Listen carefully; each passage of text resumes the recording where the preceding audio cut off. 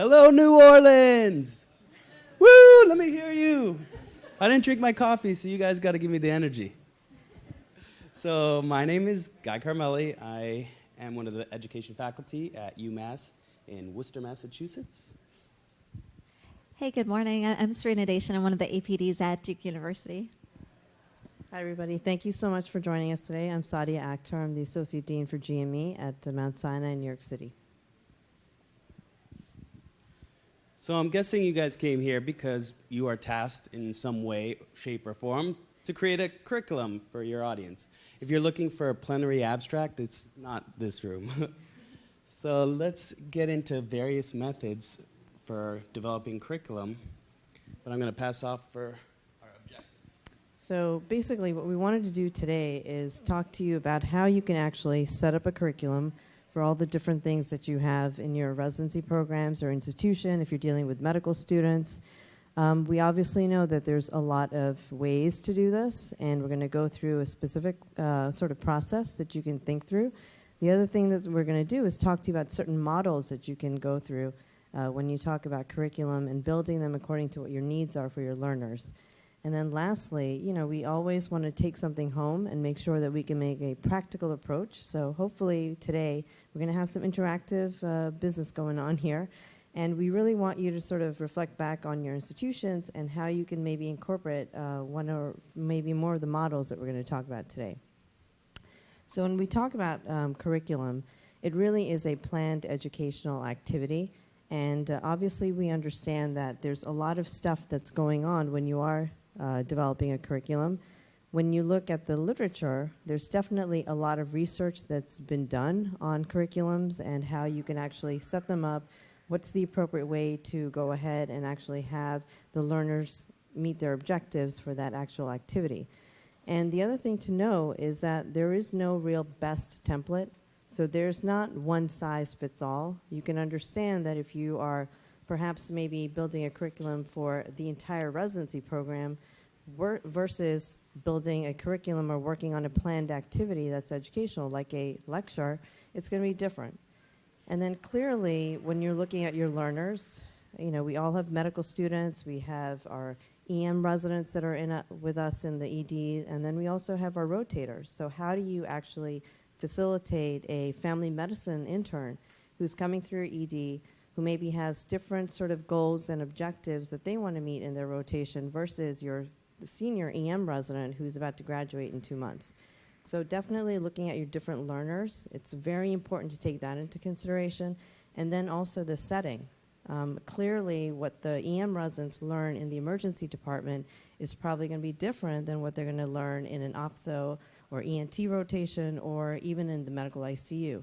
And that's why when we're looking at the whole residency program, it's really important for us to advocate for our learners to make sure that we're able to deliver the objectives. So I'm going to hand it over to Guy, who's going to talk to you a little bit more about the actual curriculum. Okay, so we're going to begin by talking about Kern 6 steps, as this is likely the curricular model that you guys have heard about.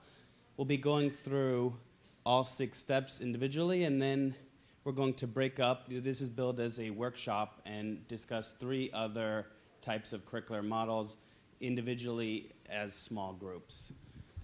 So the Kern 6 steps, it was developed in 1998. David Kern was one of the authors. It was written in this textbook, Curriculum Development for Medical Education, a 6-Step Approach. Basically, Kern took all the educational theory that came before him from Taba, from Tyler. We're actually going to be discussing the Tyler model individually. And he put it all systematically into 6 very comprehensive steps that if you follow all 6 steps, you should have a very robust and well-built curriculum.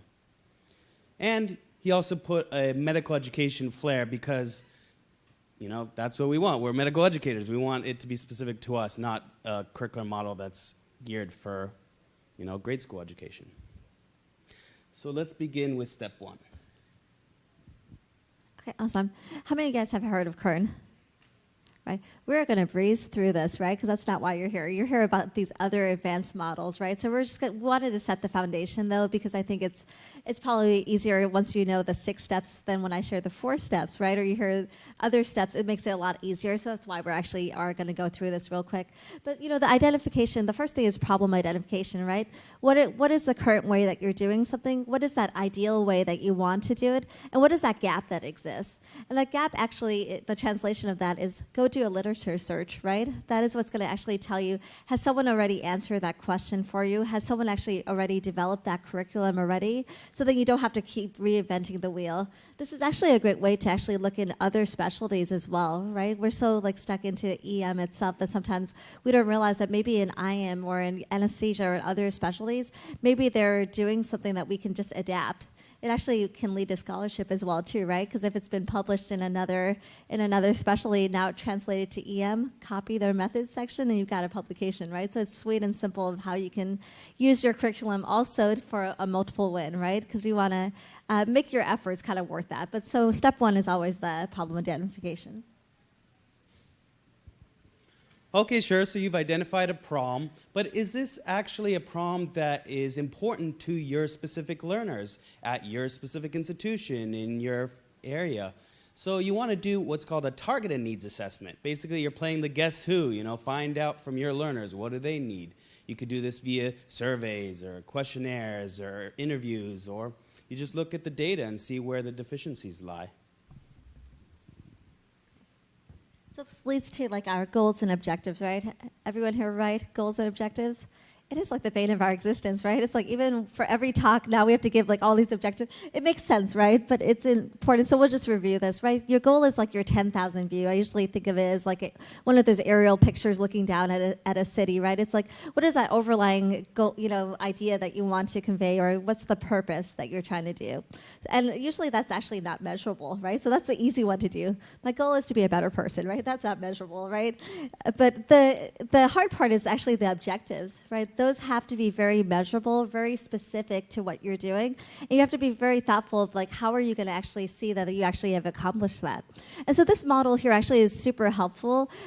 Most of the time when I have to do talks or submit things, or even make curriculum, I actually pull out the Bloom's taxonomy. I feel like it's engraved in my mind more than my kids, how much they weighed when they were born. I was I'm not exactly sure, but Bloom's taxonomy, it's stuck in my brain now. So that's a great way to start, is actually just pull out the Bloom's taxonomy, because it has that verb that you need, right? Who will do it? How are you going to measure it? So that's how you're going to use the Bloom's taxonomy. But then of what? What exactly are you measuring, and by when? The time frame is really important.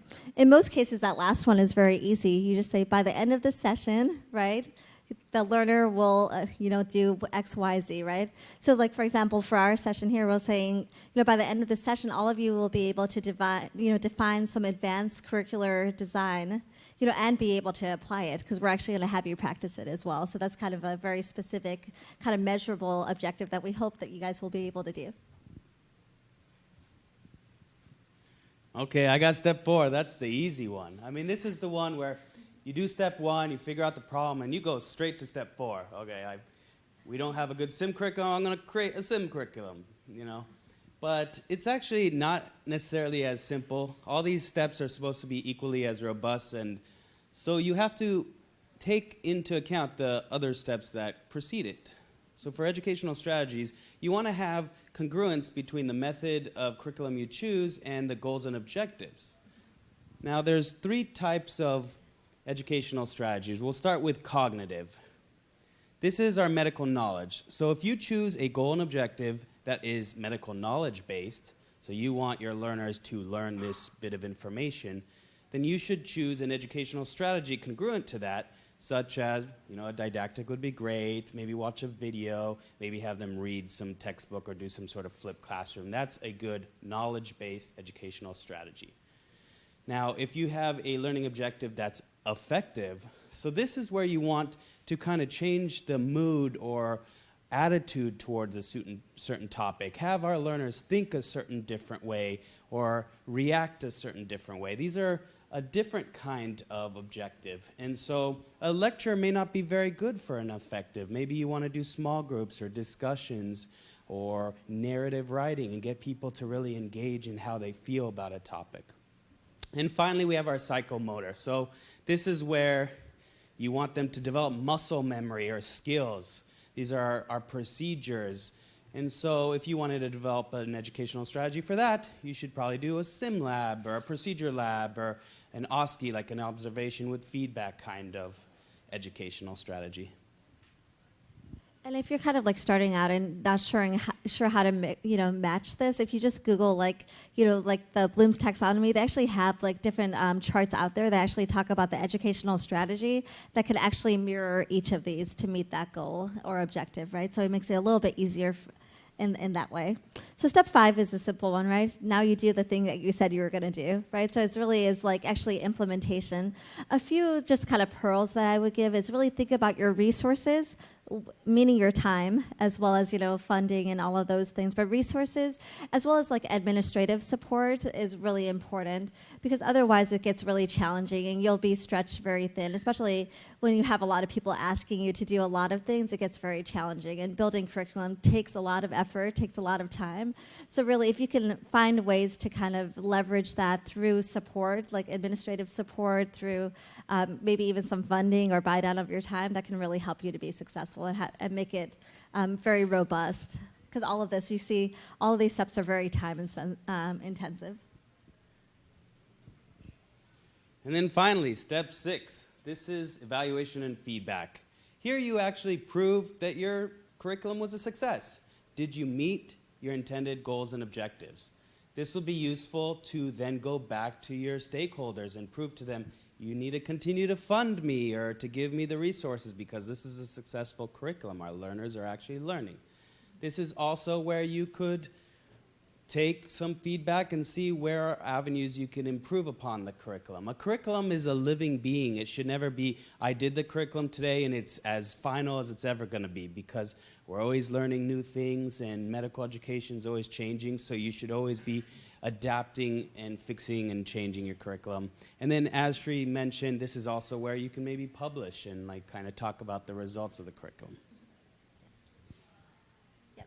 And this is just to echo what Dr. Carmelli said. It's really, this should be an iterative process, right? It shouldn't be just like a very linear, go from step 1 to step 6, repeat, right? It actually, each step kind of informs itself so that you can make each step better and better. And so that's why it's really important to kind of think about it. The issue with Kerns, right, because we've spent a lot of time on Kerns, is that it's so time intensive, right? It takes a lot of time, a lot of effort. If you want it to be effective, you do need to spend a lot of your energy making sure all those steps. You see step 1 through step 4, you're not even doing the curriculum yet, right? You're actually doing all the planning phases for it. It takes a lot of work. I kind of liken it to like a central line. The patients always ask me, like, how long does it take? I was like, doing the line takes like 2 minutes. It's a setup. I need to make sure I don't, my residents find the vessel and do all of these things. The setup is the longest part. The procedure itself, no problem, right? And so the same idea with curricular design. The setup, step 1 through 4, is really the challenge for it. The implementation is actually not that challenging. But so that kind of leads us to the next part, right? So the different models that we'll talk about. I'm taking Tyler model. Anyone heard of this one? Yeah, and to be honest, like some of these are like very brand new and or at least not translated to the medical education realm. And I think that's really the important thing is, there's a lot of great things that are out. This was actually developed in like 1940s by Ralph Tyler, and really it was kind of like the quintessential kind of way to build curriculum. And the nice thing about this is it was only 4 steps, right? Instead of those 6 steps that you have to memorize and say like, am I in order or not? This kept it very sweet and simple. And it came from this book here that actually a lot of the modern American teachers, this was the kind of curriculum that they were teaching our educators, our teachers, on how they should build their own curriculum. And so we can definitely translate this into the medical education realm. So the first step is just thinking about what are those objectives that you want to do, right? But keep in mind, it has to be specific, right? It has to be very timely, has to be measurable, so we can still translate some of that Kerns into this, right? So just make sure that you are very thoughtful about what your objectives are going to be. The next is then now match those objectives to the learning experience, right? So you know how you want to measure it, you know. So what are the actual experiences? Is it through SIM? Is that the best modality? Is it through oral boards? Should it be just a traditional didactic? Can you do a flipped classroom, right? What are some of those educational experience? Or is it like maybe a clinical experience? Bring them down to the bedside, right, to practice something. So there's a lot of different ways that you can do this. Even like podcasts I'd like to bring up, tutorials, right? There's a lot of ways to incorporate social media into this, especially for our learners, instead of just sticking to the textbook, right? Even YouTube videos and so on. There's a lot of ways you could be creative about it. So once you've brainstormed, I like to think of that as the data dump, like kind of brainstorming experiences. Now you need to organize it. Because you can imagine if it's not put in an organized fashion, they may not actually learn it correctly. For example, if I'm teaching a whole brand new concept like the Tyler curriculum, if I had actually framed it as, here, do the workshop first, fill out this paper first without actually teaching you the steps, you'll be completely lost, right? So this is the way. So think about the curriculum you want, the experiences you want, but then put it in a logical order that they get to gain the knowledge and then actually get to practice it. And then this last one, of course, is just the evaluation. So you need to see if it works, right? This is kind of, can also be used for scholarship as well, because if you're very robust in how you're going to measure it, more than, did they like me? Did they not like me, right? Did they like the program or not? If you can make it a little bit more robust, you know, we talk about the Kirkpatrick kind of pyramid, you know, if they can actually translate it to a behavioral change or even more so translate it to a patient outcome that is more favorable, then that is like winning, because then you could definitely use that also for publications and scholarship and advancing our patient care, which is the most important thing.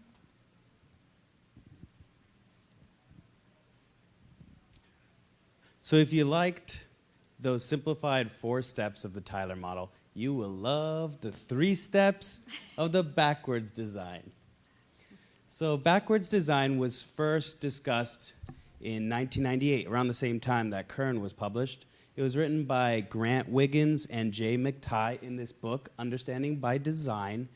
And here they kind of modified the Tyler model, which has been around since the 40s, and also sought to seek to fix one fatal flaw that is found in the Tyler model, and I guess Kern for that matter. It kind of differentiates the difference between teaching and learning, and I'll get into that in a second. But the steps are, and this is a little wacky, what happened? The first step is to identify the desired results. Similar over here, the objectives, but we kind of use different verbiage here instead of just objectives, which a lot of times we write objectives to mean like we want someone to understand or to learn how to diagnose a STEMI, some sort of content. But we're not actually thinking here about content. Sure, someone could know how to identify a STEMI, that's the content. But what do we actually want to happen next? Like, what are the learners supposed to do with that content? Like, what are their outcomes or results that you want to see? How is it going to affect their careers or their profession in any way? So I guess you take it to the next step. You want them to be able to more comfortably identify STEMI, activating the cath lab appropriately, getting your consultant starting the right treatment, and less overall misses of STEMIs. So you have to think to that next step. It's not just a specific content example, but what are your desired results or outcomes? And then you skip all the way to step 4 of the Tyler model or step 6 of the Kern model, and you say, how are we going to evaluate whether we met our results? So often, we're going through the whole curriculum, and you never even pay attention how you're going to evaluate. And so you put together some kind of last-minute pre-test, post-test, or a survey, and you say, oh, I think that should be good, but it doesn't even get to the actual point of the curriculum. You're just doing it because it's easy. And it's because if you wait till the end and you didn't think about the evaluative piece early, then it makes it much harder. But here, they want you to think early about the assessment piece. So if you said, oh, I want them to be better medical educators, like the goal that was mentioned earlier, and then you say, how am I going to measure that?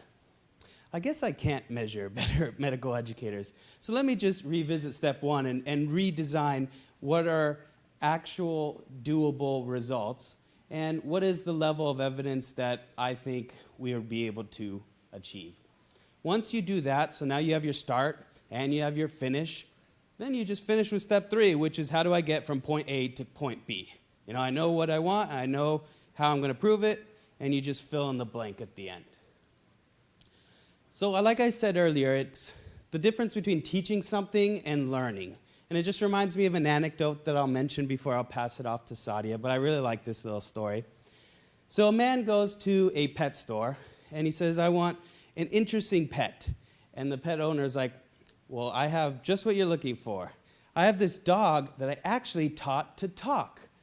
Oh my God, that's so cool. Okay, let me have this dog. So they go home, and over the next week, this dog owner tries everything to get this dog to talk, but he will not talk. So he frustratingly goes back to the store, and he says, hey, you told me that you taught this dog to talk. And he's like, well, I did, but the dog didn't learn it. So a lot of us, when we're creating curriculum, we have so many things we want to teach. But if the learners aren't learning it, does it really matter? If a tree falls in the woods and no one's around to hear it, did it make a sound?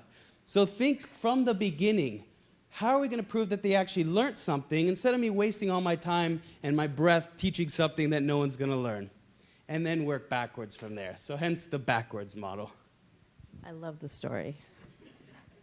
So just moving on to our last type of model. Has anyone heard of the spices model by any chance? So a lot of spice, a lot of ingredients for curriculum building. What I wanted to do is just walk you through this for the next couple of minutes to really try to see how you can actually use this when you are trying to evaluate curriculum. So when can you use the spices model? This actually got developed around 1984 by Hardin, who really just understood that the traditional way of teaching, especially in medical school, was not working.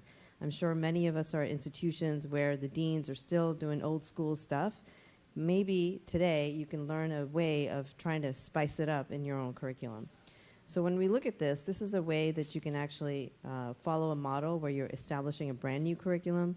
This is also a way that you can actually look at a current curriculum that you have, like maybe for a rotation, maybe for an anatomy class for your medical students, et cetera, and see how you can revise that curriculum.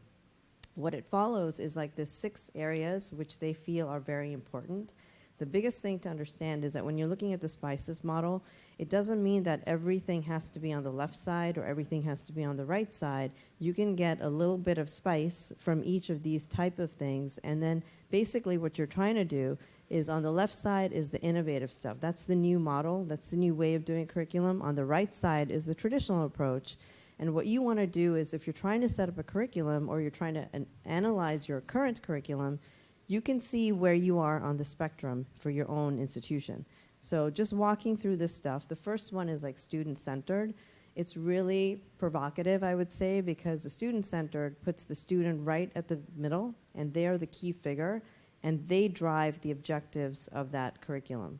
So the student is the one that sets the objectives. The student actually is also the one that sets how they want to be assessed, and they also actually sort of take responsibility for understanding when they want to get assessed. And so, you know, imagine that, like students running the whole show. One of the things that they say is an advantage is that it kind of like puts the student already in the learner seat where they understand that, you know, as far as we're concerned as faculty, we have to keep up our CME. So the students learn very early on how to drive their own learning. And that's why a lot of folks really are looking at how we can have student-driven kind of curriculum. The next area is problem-based. Problem-based, I'm sure all of you have sort of participated in problem-based learning. This is a great way where the residents and fellows and students can learn how to problem solve. Especially for medical students, it really puts them in a more of an active role where they're trying to actually solve problems and make sure that they understand how they can deal with a certain scenario. So a better way of doing this is like when you have case-based learning with medical students or even with residents, maybe putting the PGY1s in a small group discussion and, you know, trying to tell them that, okay, Mrs. H came in with chest pain, and then you're really working with the first years on history and physical exam or like trying to develop a differential versus the other group, or like your PGY3s or your PGY4s that are working more on the treatment modalities for that person. So it really helps them navigate through the problem solving. The disadvantage is that they may not get a chance to build their foundation of their knowledge base and their concepts that they're supposed to develop in emergency medicine or in medical school. So there is like a downside to that. The third area is integrated, curriculum, and the whole purpose here is to get away from the traditional, like in first and second year med school, we learn about anatomy and physiology, and then you only get to see a patient once you're in your clinical years. So what it does, it sort of like stacks up different subjects that are sort of coordinated together and can actually be discussed as a whole. So example would be if we're going to talk about like a nervous system course, not only are you going to talk about the anatomy and the physiology, but now you're going to talk about brainstem and like spinal cord diseases so that the learner can understand the spectrum. And when you do it this way, the biggest advantage is that what we all want our learners to feel is that they see the patient as a whole and not as like the gallbladder in room 3, which is one of my biggest pet peeves when they come to me. I'm like, every person's got a name. But they really learn how to look at the patient as a whole. The community-based, even in emergency medicine, especially if you guys have like rotations out of community ED sites, it's really beneficial from a medical school and a residency standpoint that the learners understand what is their community, who are they serving, who are those patients. And when you do that, they really get a little bit more involved in the community and also get a better handle about social medicine and learn about what are the issues, what are the diseases. Like I'm from New York City, the Bronx has the highest asthma rate, right? So folks that are within that, the institutions in that location understand that that's going to be a disease entity that they really need to be very comfortable taking care of. The next one is the electives. As we all know, hopefully everyone's giving elective time to our trainees.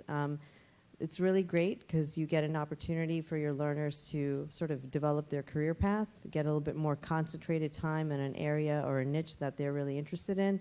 The downside with electives, as I'm sure many of you have gone through, is that there's really poor assessment tools, right? So if someone is doing this random elective somewhere that maybe 2 other residents in the past have done, then how are you going to make sure that they were able to meet their goals and objectives and really understand the content that they're supposed to during that elective?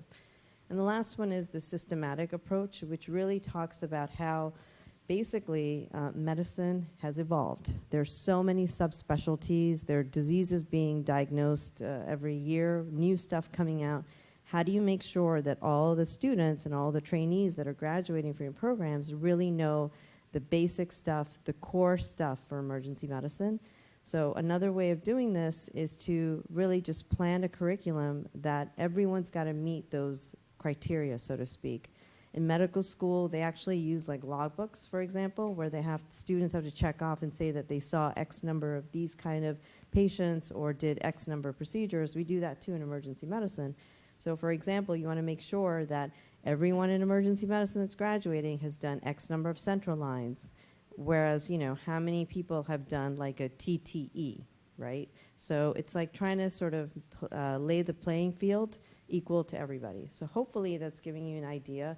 Again, the whole concept here is that your curriculum does not all have to be on the left side and it doesn't all have to be on the right side. You can pick and choose, and that's how it really comes to fruition. So I'm going to hand it over to Sri to sort of set up our sort of small work group activity. And really, we really want you to hopefully take some of the concepts home with you, and so make sure that you're able to like maybe go back to your leadership team, your medical student, clerkship directors, and figure out how you can incorporate this back home. So we want you to practice what you learn, right? That is like kind of a part of it. And while it sounds very easy on the slides, when you try to put it into action, it gets a little bit more complicated. So that's why we thought this would be a good like kind of mentorship that we kind of walk you through. So what we'll do is we have a list of different ideas for curriculums and stuff here. But I'm going to have the Tyler model kind of meet up in this corner over here. We're actually going to have about 4 people. So I'm going to divide up the room if that sounds okay. But probably 1, 2, 3. Are you going to? We have 4. Yeah, 4. 5, so So we're going to have like 3 models, 3 Yeah, kind of working. So essentially, each group will have 5 people in it. You'll get to only practice one of the models. We'll have one person in that group report out. So definitely, as part of your 10 minutes, choose the lucky victim who gets to report out on what the curriculum you developed. But we'll basically have about 10 minutes to practice the model, and then actually we'll report out and do a quick debrief. So I'll take 5 over here. We'll do the do backwards, and then one do spices.